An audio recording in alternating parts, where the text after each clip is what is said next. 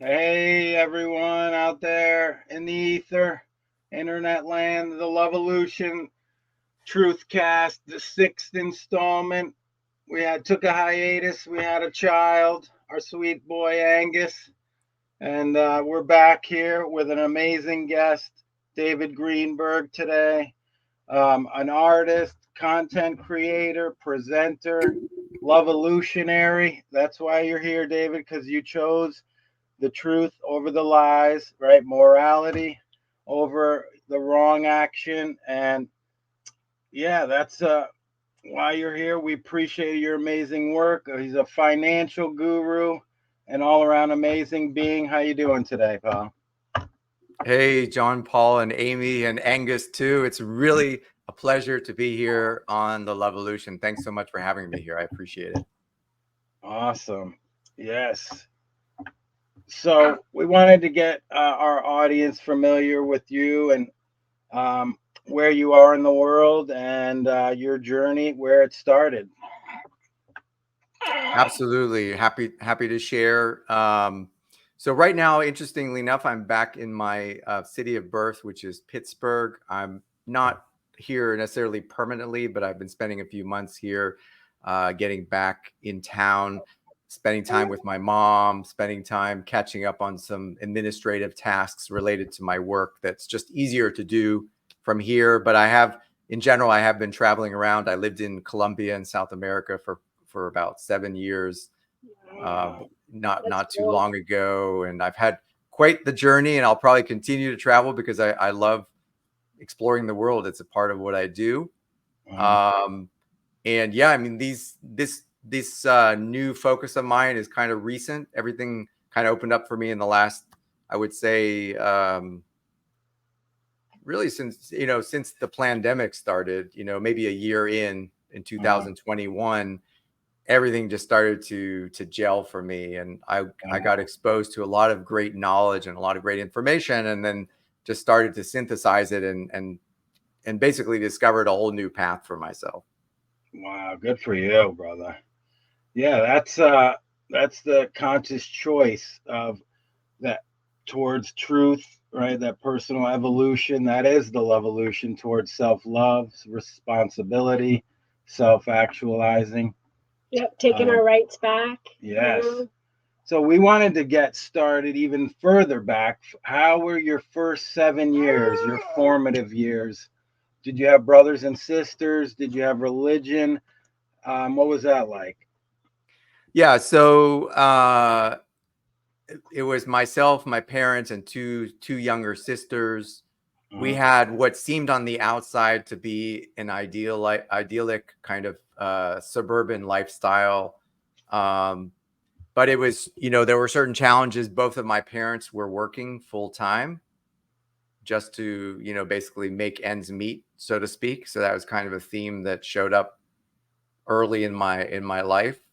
And there was some struggle and tension in the household because of that and because of other dynamics. I think I had, I mean, I'm not sure exactly why, but even in that early age, I kind of felt a little bit like I didn't fit in, but I didn't really have a context to understand, why that might be. So it was almost like, the square peg being trying to fit into the round hole, but didn't realize that there was another option. Yeah. Gotcha. So was religion involved there? Well, we come from a Jewish family. I wouldn't say it was heavily religious. We were just kind of traditional. So we would go to synagogue, but it was more just almost a social tradition. There wasn't really any deeper thought about it. Like trying to go deep to understand, the meanings behind things. It was almost like just going through the motions a lot. In certain social dynamics, but it was also not, at least not when I was a little kid, nothing was really imposed. It was more just a ritual that we would do. Yeah. Did you go to public schools? Yep. Yeah. Yeah, it was pretty much all public schools. Yep. Yeah, us too. Yeah, we had that indoctrination. I personally had the Catholic Church very strict Catholic family every Sunday. And yeah. Anyway, so when was your truth discovery? Back to what you were saying, like in 2020, you were saying that's an amazing number, kind of the seeing clearly, literally for you. It came all together then. Can you tell us about that? How you woke up and you freed your mind control? Yeah, I mean, my true awakening started many years before that. I think it really all started with watching the movie The Matrix when it first came out in 1999. So it was kind of like the first break. Like even back then, because I mean, now when we go and watch the Matrix movies, it's very easy to see a lot of the allegory, especially in light of everything that's happened since then. But I think when it first came out, it was very groundbreaking because not a lot of people were still very asleep.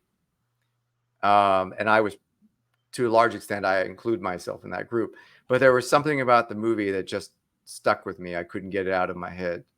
And then a few years later, after September 11th, which also seemed very surreal to me, and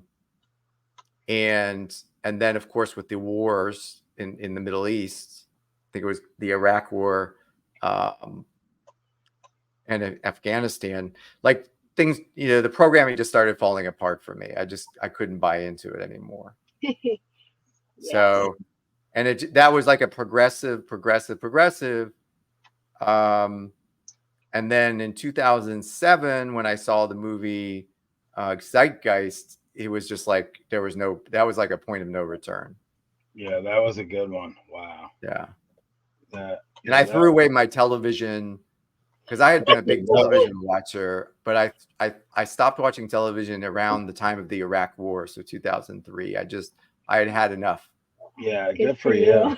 That's what we say: kill your TV, or it'll kill you. Yeah. Yeah. Mind control device. Yeah, one of the most powerful ones. We have to recognize that, the television. 100%. And I was pretty addicted to television before that. I was watching a lot of television. I always had a television, but I remember specifically, I just never had a television after that. I didn't even have a television set. I mean, I would watch videos online and stuff, but no TV. Yeah, that's the first of like all the BS information. Then you can start cleaning out what you're taking in, the info, and discerning it. Yeah. And you're in a hypnotic state in 60 seconds, so it's going right in. Yeah. The funny thing was, years later, or maybe it wasn't even that long, but when I would go back and say other people were watching TV, which obviously happens when you're in a social setting, sometimes you go to someone's house or even in public, certain public locations like the airport, you got all these TVs, and I would just get this sick feeling whenever the TV was on, particularly when CNN was on. I would get sick to my stomach. Wow. I just had this visceral feeling like, why would anybody subject themselves to this? Yes. Yeah. Yeah. Another great movie, They Live, too. It really portrays a great allegory of how it really is. This one is kind of a fun. Have you ever seen, heard, or smelt Sasquatch? Sasquatch is like the giant Bigfoot, yeah. So he's real, he or she's real. They exist. They lied to us. Another lie. But anyway, wondering if you've ever come across their path out in your woods or wherever. Not in waking life, no. I mean, I've run into some really strange creatures in my dreams, but in waking life, no. But I did read that book by Lloyd Pye. I mean, he's written several books, but I read one in particular where he goes deep into the theory behind why they exist, or how they still live on the earth. Yeah, they're here, definitely. And they're the apex predator out there, not the bear or the mountain lion. But they want nothing to do with us. We've done some research about them. We love them. They live around us, and we hear them at night at times. Oh, wow. Yeah, we're way out in the sticks, in the far east Maine, next to Canada, and basically, I'd love to visit there sometime. yeah, Oh, we brother, would come love on to out have you. anytime. That would be Yeah, amazing. it's a hike. Our buddy from Cleveland has said it's about 15 hours. But Dan Arnold, you know, the Yep. spiritual anarchist, a friend of ours, came to visit. So yes, feel free. It's a magical place. Not many people, a lot of trees and nature, of course, that we love. Sounds brilliant. And yeah, always welcome, brother, to the LUV-A-LUTION. Also, what do I wanted to say? If you had the mic and a bunch of youth listening to you, what truth would you speak to the youth, David?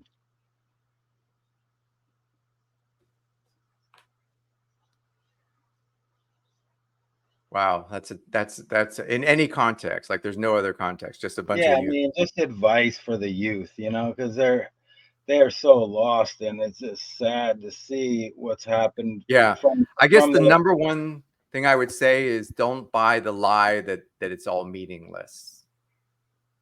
Don't buy into any lies that tell you that there is no meaning to existence or that it's just all an accident, because that's just going to take you down a bad path. yes, Yeah, wow, that's beautiful. yeah, we True. watched your amazing conscious parenting presentation. Great work, by the way. And Thank you. we that part how we spoke of how indoctrinating your kids with religion is robbing them of spiritual development. And yeah, that couldn't be better said right there, brother.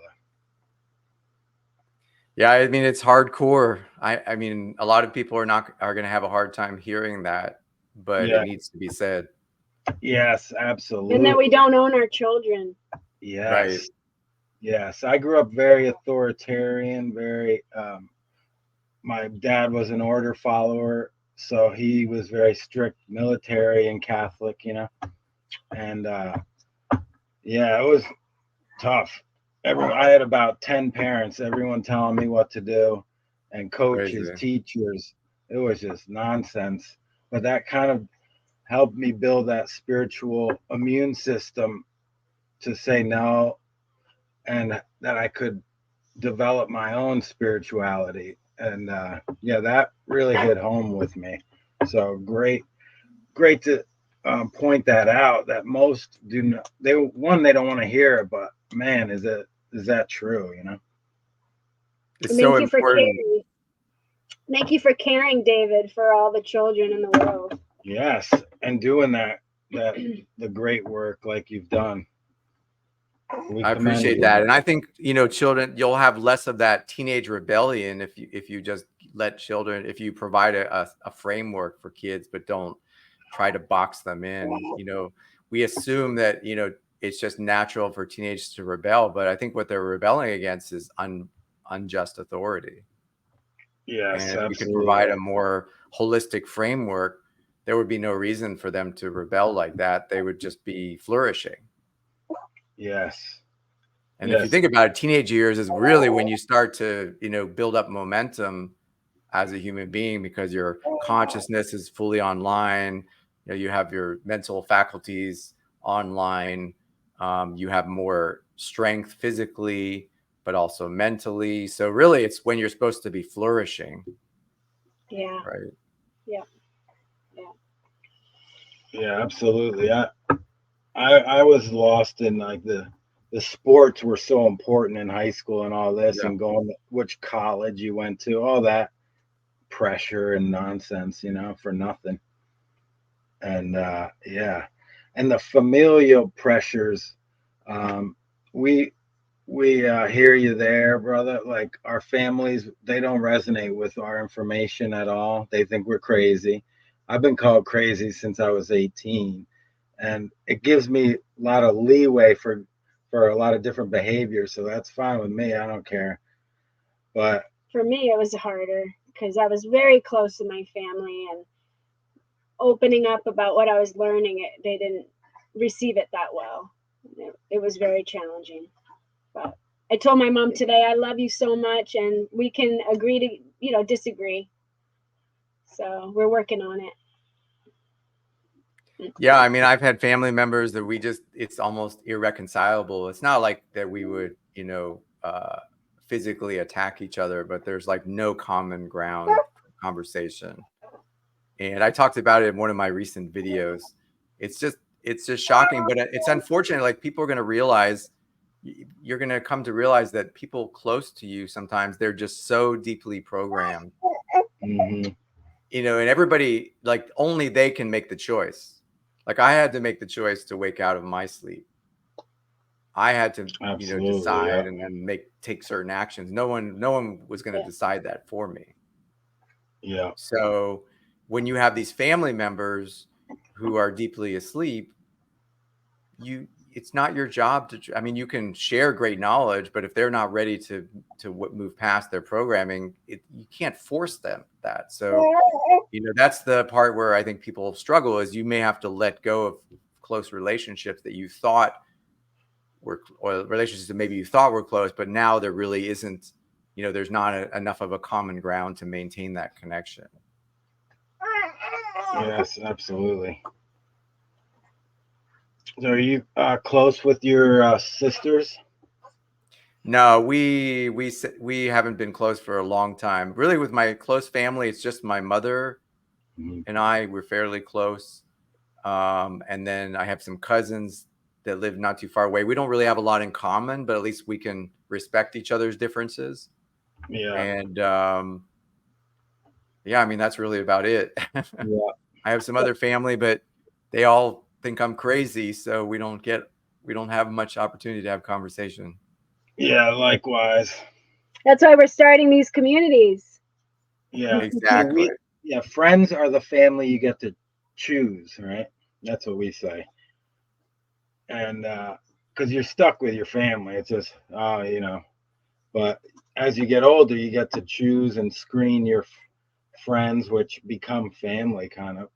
And through us all wanting to know the truth and caring, that's brought us together, which is real beautiful. Yeah, principles. I agree, and I think that's a big. These communities are non-trivial. We need to have each other's back. It's really important, because feeling lonely or feeling isolated is a real thing, and we're always going to go farther when we can collaborate. And sometimes you just want someone that you can just have a chat with. Just talk about, just have a day-to-day chat, but also know that you're talking to someone that, even if you're talking about mundane stuff, you could just immediately switch and start talking about more profound topics without having them kind of look at you sideways like there's something wrong with you. Oh, yes. Yeah, we're very open-minded, and people love coming around us because they could say anything, and we don't get offended. We don't judge. We tell people, you come here, leave your ego at the door, and keep an open mind, because you'll hear some information you might not hear normally. But yeah, that'd be fun if you came out. We'd have some great chats. We could do some videos. We live on the side of a mountain, and it's pretty incredible views and whatnot. So anytime, brother. I appreciate that. I'll definitely take you guys up on that. Yeah. That'd be awesome. So now, for everyone, we have the most groundbreaking information we want to cover with David, who's discovered this and shared it with the world, thankfully. So, David, what is a Social Security number? How is it tied to infinite funds? Yep. So let's take a step back. So first of all, the foundation of everything that I do is still natural law. And so I would say, if you or anyone is looking to, to find a way to experience more freedom in the world, we always go back to the foundational principles. And so what happened was, as I studied natural law and became very dedicated to teaching what I had learned principally since 2021. So really over the last 3 years, and I've created a lot of content on my existing platform. but I ran into an issue where I said, well, there has to be more of a specific implementation that allows people, for example, to get out of debt slavery. Because if morality is objective and natural law is a thing, then there's no way that involuntary servitude can exist. This was kind of my thought process, but I didn't have a way to reconcile that until somehow serendipitously someone through the greater community of content creators through the One Great Work Network somehow had a guest who showed up on one of their podcasts, and they started talking about this idea of negotiable instruments and infinite money. And that really got my attention. And the reason it got my attention is because I and many people were, what's the number one way people struggle today? With finance, not having enough to get by, having to struggle, living paycheck to paycheck, all these things, drowning in debts, right? So I was very intrigued and I started to delve into it. And there are a couple of different layers, and it took me a while to kind of get to the bottom of it. But apparently the same system that enslaves us also has the remedy. And I think this is what can be shocking to people. And I think it has to be that way by natural law, because if it didn't have a remedy, it would be imbalanced. So the kind of the deeper truth is you always have to have the remedy. It's just they hide it. It's called hidden in plain sight. Yes. So I'll explain, for people who are watching in other countries, they may say, well, this sounds like it's just for the United States. And I'm describing it the way it works here, but it will work. There's an analog in almost everywhere in the world. There's an analogous process. So the way it works is more than 100 years ago, the United States was turned into a corporation. And then subsequently, there was always this battle between, with the central banks. They always wanted to take control. And that essentially it's always been their agenda. And so there was kind of back and forth, and there was a private bank and there was not. And ultimately the bankers started to get in the upper hand, and they created the Federal Reserve in 1913. And then over the ensuing years, and then in 1933, they finally got rid of the gold standard. So essentially, they took us away from this idea of money. So money is just this unit of value that we use for exchange. I mean, it's actually a great idea, because if we don't have money, then every time if I have a cow, but now I want to acquire some chickens, well, that's great. We can haggle. But what if I have something somebody doesn't want and I need to trade? Then it's going to make my life harder to go and trade if somebody doesn't want a cow, but they have something I could really benefit from. There's not an intermediate exchange. Like, how are we going to do that? So money is actually a really good idea in its pure form. Just have a neutral item of value that everybody agrees that it's valuable, such as gold, which has intrinsic properties. It never rusts, for example. It can be consumed. It has healing properties. It has conductive properties. So gold and silver is a natural choice, I think, for many reasons. So you have this medium of exchange. It's also finite.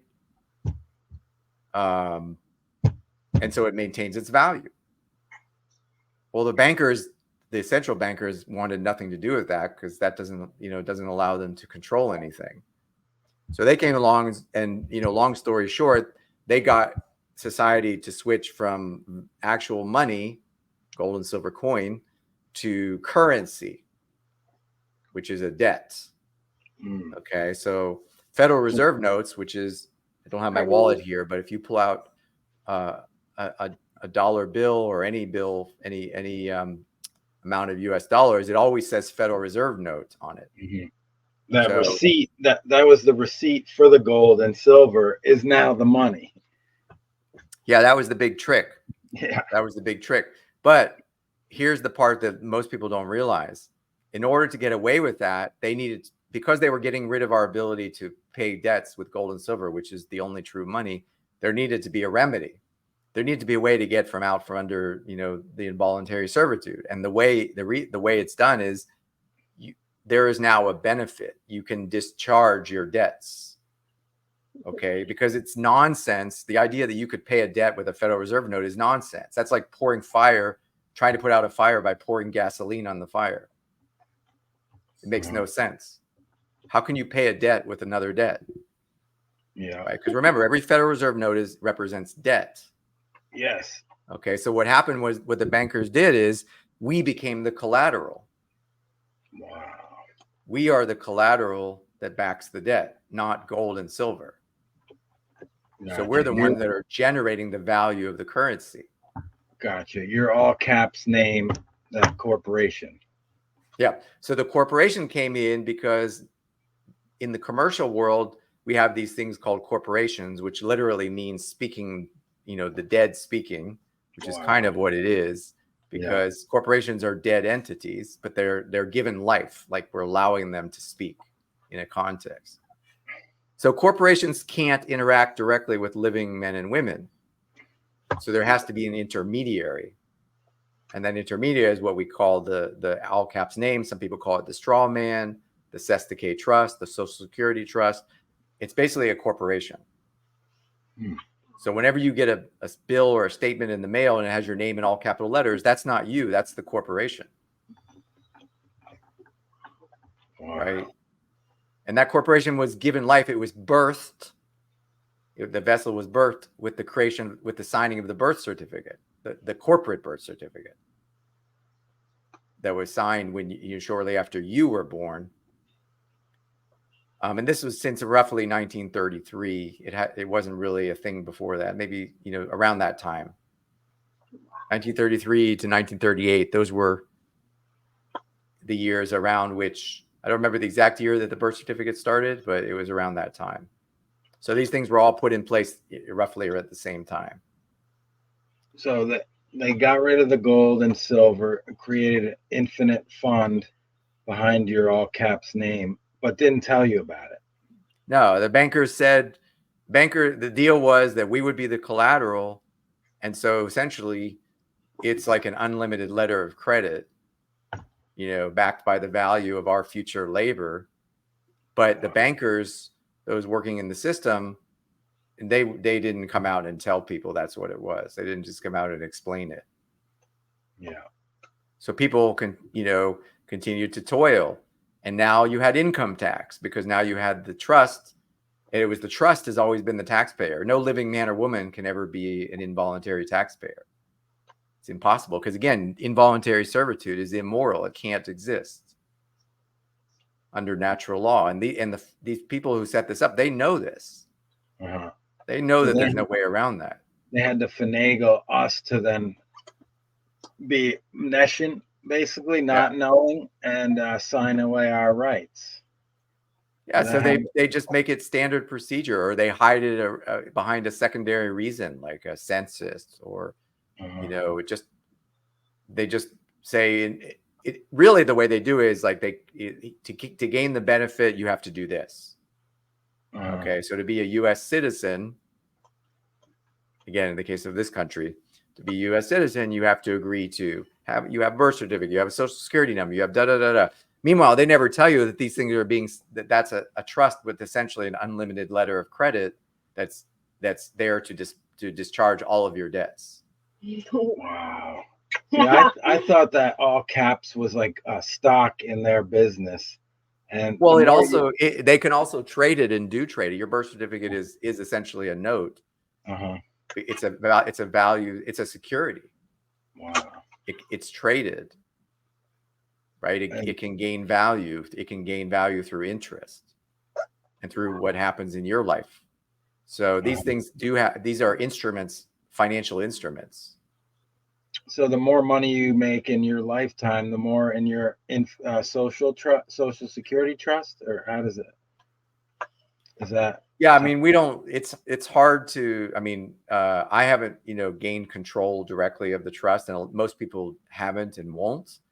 A few people become what's called an individual banker, and then they put a very large lien on their own trust, and then they become a secured party up to the value of that lien. Wow. So if they put $100 million lien on their trust, they now are a secured party creditor for $100 million because that's how much they know the trust is worth. Wow. Right? Or how much how much debt exists, because it's all debt. Yeah. So, but the point is that all of your debts, all of your bills, all of your utilities, they're all paid for from the credits of the trust. They're not, you're not supposed to pay them out of your own pocket. Wow. Wow. Good. We just got a car loan last week. Oh, yeah. And so they already got paid. They already got paid. So there's a couple ways to handle that. We realized that we came across your info, but we were just seeing, we were having car trouble. We needed a car. And so we just wanted to get it, and then we'll figure out the, how to deal with it. But yes, it was paid out of our trust, and they doubled the payment. Whatever your car pay for it, they get double it because it's with interest. They get the full amount if you were to pay it off with the interest. But did you set up a payment plan, or did you pay in full? No, yeah, payment, financed it, yes. Okay. So when you sign that car loan agreement, that document is called a negotiable instrument. It's a promissory note. And I think most people have heard this term, but that document with your signature on it and the social security number is a negotiable instrument, and its face value is the full value of the loan, including all interest.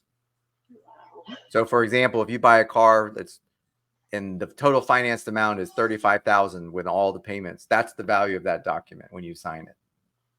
Wow. And the bank can take that almost like a check.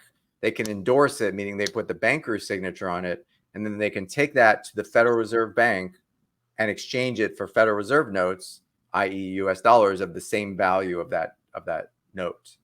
Out of the trust that my trust. Right? Well, it comes from the US Treasury at that point, but it's essentially coming out of the trust fund. Exactly. Wow. And then you go, when you start making your payments, they're getting paid twice. Oh my gosh. Yeah, just so everyone knows, we're it's already paid off. I mean, the instrument is the payment.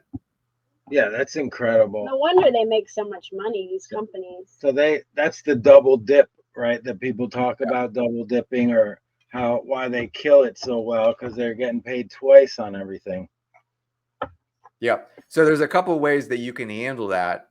And, you're probably going to get a little bit of a fight from the bank. I mean, almost certainly. I mean, this is why I teach this to as many people as possible, because when there's more of us taking action, when there's just a handful of people doing, enforcing performance, it's hard because you're just like a tiny minority. But when we have a larger growing community of people that are all taking action, it becomes harder and harder for each financial institution to ignore us. And conditional acceptance, there, we'll get into it, but you can enforce it using liens. Okay. Wow. This makes it so powerful. So just to kind of go through this example, what you can do is you can when they send there's a couple ways to do this. When they send you the monthly payment coupon, you can endorse that coupon, turn it into a check, and then make it out for the full amount of the loan, including all interest, so it's basically paid off. And you send it back, and you send it with a conditional acceptance. Because why do you conditionally accept it? Because when they sent you the bill, they made you an offer. That's an offer in commerce. So every time you get a bill, a statement, it's a presentment. It's an offer to create a contract. In this case, the offer is for you to make a payment. Okay, so you conditionally accept it by endorsing the check that they sent you, the coupon, turn it into a check, and then you send it back. Because if you look at the coupons, people should grab one. You'll notice it has a positive number on it. Okay, the reason it has a positive number is because the funds have already been deposited into the account. Okay, so payment in this case, if we go to Black's Law, payment is performance of an agreement or fulfillment of a promise. That's what payment is. Payment is not sending your hard-earned funds to a financial institution. Okay, so all you have to do to make a payment is to properly endorse that coupon, accept the value. It's called accepted for value. Endorse it properly, send it back. And then, of course, you conditionally accept it because you want to enter into a contract in common law with the CEO of that bank, so that they can't, get out of the agreement, right? Because they made you an offer, you want to make sure you have a contract. That's why we do conditional acceptance instead of just sending it in. Yeah. Right. Because if you just sent it in, there's no follow-up, there's not even proof that you did. Yeah. Okay. But when you create a contract and you sign it, you get it notarized, and then you send it by a certified mail, and they have to sign for acceptance. Now you have a contract with the CEO. It looks legit. Yeah. Wow. Yeah, that sounds amazing. We look forward to that process. We're getting involved. We're members. We're members of David's conditional acceptance. We encourage everyone. He does an amazing job to discern and weed through all this information. Check out his website. His workshops. And yeah. And if you're a member, he has study groups. So you just got all the answers, David. We appreciate that. We love listening to your knowledge. Yeah, it takes time to learn this. That's why I tell people, keep showing up, keep studying.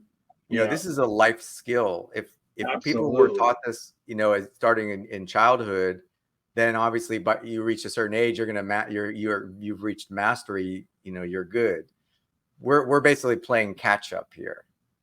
Yes. Right. We're playing catch up. And ironically, a lot of the, you know, low level people in these financial institutions, they don't even understand how it works. No. So they're just as eligible to learn as you and I are. Yeah. So who does know how it works? Just the high ups at the banks, basically? Yeah. I mean, I have to think that the CEOs know for sure. Like if you're a CEO of a major bank like American Express, you know how it works. Like there's no way you don't. Yeah. You know the UCC codes and you know that paper is money. And when we sign documents, we're basically creating money. You know, so and so on. I mean, they have to know it. Probably, I would imagine judges know it. Maybe not all of them. Yeah. People are high up in public officials probably know it. The compartmentalization is crazy. Yeah. Yeah. Well, yeah. They don't know what they do now because these folks have entered. I have contracts with I have like 3 contracts with Janet over at the Treasury. I've got like 10 contracts with the U.S. Attorney General. I mean, he's a witness. He's not actually the principal party. I have contracts. Discover, the CEO of Discover, he quit after 3 months after I sent him a bill for $93 million. Yeah, we're pretty sure he got your letter and took off. 2 days later, he was out. I mean, you can't make this stuff up. Yeah. Yeah, that's a great one. I mean, yeah, because he knows he can't get out of that if he agrees. And see ya. It's signed. I mean, it was a human signature of the agent, and the way it works when you. So just to explain this, people will say, "Well, how can someone sign for someone else?" The way it works is in the contract. It says notice to principal is notice to agent. So what that means is if I send someone to sign on my behalf to receive this document, it's as though I signed it. Wow, and they don't even know that probably. Well, they're going to learn it. They got to read that fine print. So we're using their magic against them now. That's right. Yeah. Yeah, we're just turning around using the same tricks that they've been using on us. The only difference is we know that we're here to cure the fraud, not to create more fraud. We're just here to to reveal everything to the light. Yeah. Wow. Absolutely. Wow, good doing on you, the brother. good work, David. Yeah. Yeah, we're excited to get ourselves. We have all the statements coming from all our credit cards, and so we tried to get out of our debt slavery by selling our house, getting off the grid, and then we got into more debt because we got a bunch of credit cards. Yeah. And then and we have seasonal work, and so we're getting all our statements sent to us now, and so that we can start sending all these coupons out. Yeah, they said nope. Well, they just said, yeah, your account's been closed or whatever, and we're like, keep sending the statements. We need to see our last statement, please. Yeah. Yeah, and you can even dig up an old statement, or even if they have it online, you could potentially print it out. And in the worst case, you could just manufacture one using the account number and all the right information. Like you can print it on nice bond paper. Because that's the beautiful thing about negotiable instruments is it doesn't have to be their form.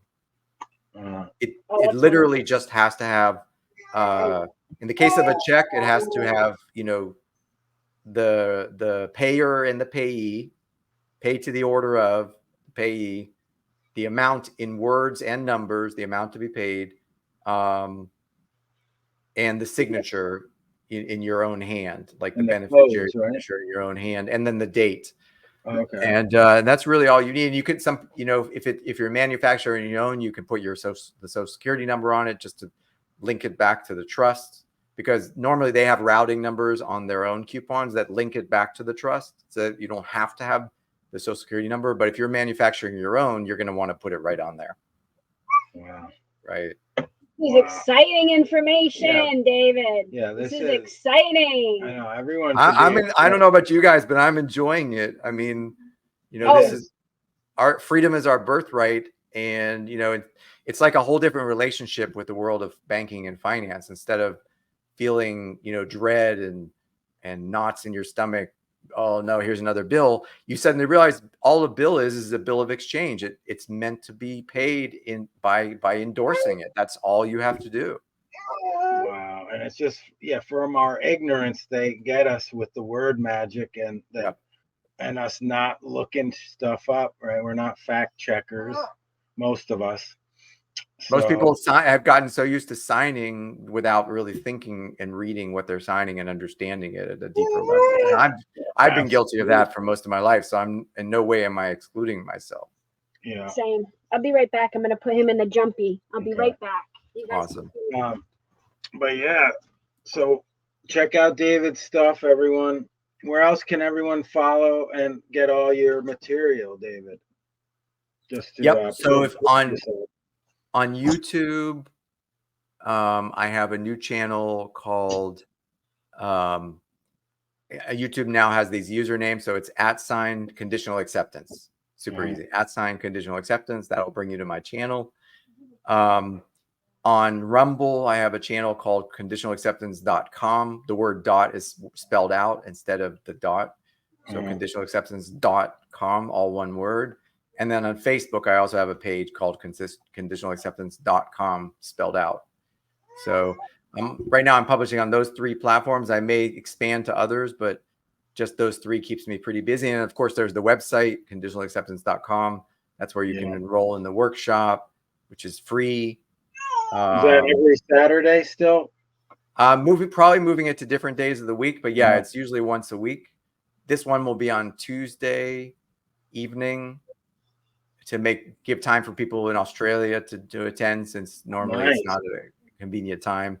But I'll probably be shifting it around. I probably won't do it on Saturdays because people are saying they'd rather have Saturdays for their family, because a lot of people are still working as they transition. Yeah.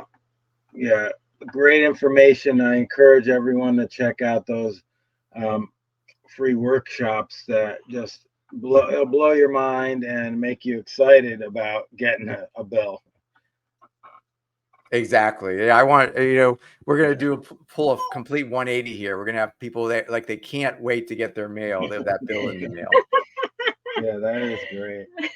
And freedom is, we got to take our freedom. We can't they don't hand it to us here. Obviously, we know that, but we have to, beat them at their own game, kind of like you were saying. Yeah. I mean, the bottom line is knowing your rights, knowing that it's immoral to coerce people, but also to deceive them, because most of the game that they're playing is deception. And that's always a violation of natural law. And they try to get around it by saying they told you. And to some extent, they are correct, because this information is available. So what I'm trying to do is come and say, well, the information is available. So stop making excuses, educate yourself, learn how it works, because if it weren't true, that information wouldn't be available. I challenge anyone to disprove that the UCC is the foundation of banking.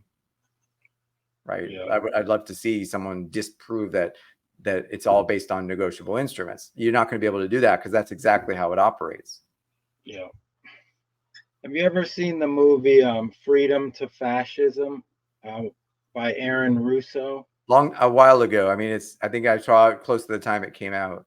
Yeah, it was about how there is no income tax written for the people. It's a capital gains tax for corporations, but we all pay it out of coercion, basically. Yeah, I mean, the biggest trick they play is getting you to think that you are the all caps name. Everything when somebody sues you, they're not suing you. See, if Donald Trump wanted to help people, he would have come on stage and said, they're not suing me. They're not taking me to court. That was the all caps, the Donald J. Trump in all caps. That's the one who's being sued or, has the lawsuit. If he had said that, I'd be like, all right, dude wants to help people out. But he's just going along with the game. So, I mean, but there's no way he doesn't know how it works. There's no way. Yeah. He's on their side too. Yeah. I mean, he's put out just enough nuggets to get people, motivated, but the deeper truths are never revealed. We call that gatekeeping. And that he's a very good for the dialectic, to polarize everyone. You love him, hate him. He's perfect for that. Yep, he's very good at it, and that's probably why he does that. Yeah, exactly. Yeah. I thought, if he was a real deal, they would have probably taken him out already.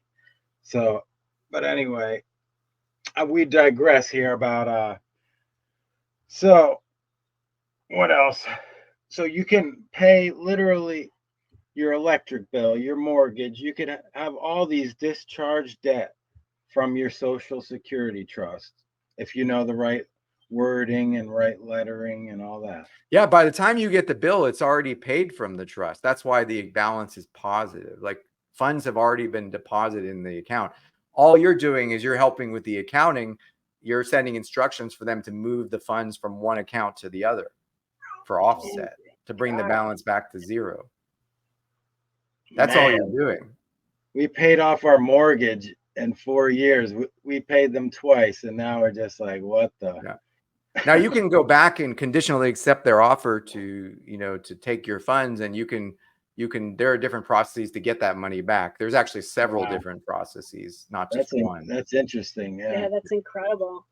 That's what There's I love about something called the W4 sandwich. I haven't really implemented that yet, but it's something I'm looking into. Basically, any company that you provided the Social Security number, you can go directly to the IRS and you can get all your funds back. Wow, that's a great thing. Yeah.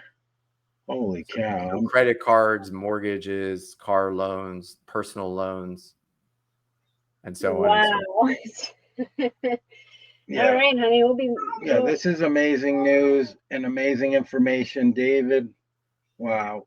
I'm just flabbergasted about learning more about this with you. It's just been incredible. Thank you for your time, brother. We're going to kind of wrap it up. Anything else you'd like to say to the youth, the truth, anyone out there?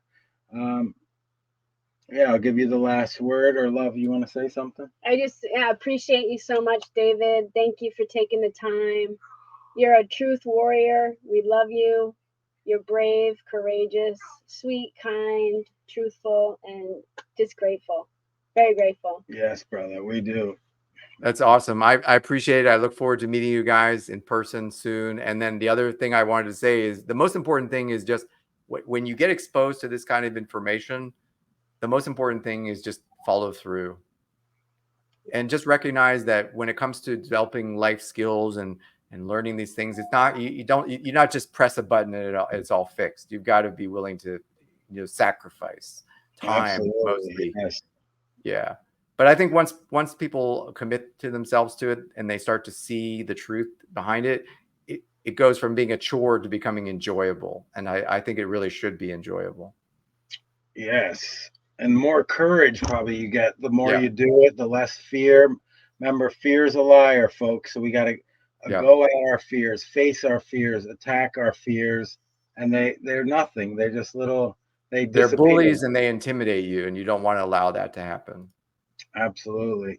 And taking our power back through the financial system. Yeah. David Greenberg. I knew there was some good truth about this on our side. I know. It's on our side, people. We got the power. We got the power. Yeah, I mean, natural law is for our benefit, so it has to be that way. It can't be any other way. Yes, that is. Discover natural law. Check out David's work. We'll link everything in this description box. Beautiful I appreciate that. Check David's work. He's amazing. Yes. And LUV-A-LUTION.net. Check out our work. Love yourself to health with our superfood. Thank you very much. Right. Know thyself to love thyself. Free your mind control. Only you can do it. We love you, David. Have a great night. We'll see you soon and do this again sometime soon. We enjoyed it thoroughly. Thanks so much, John Paul. Thanks, Amy. And great to see you guys. Let's talk You again. too. Have a good night. Much love. Big LUV-A-LUTION to you. Bye-bye. LUV-A-LUTION.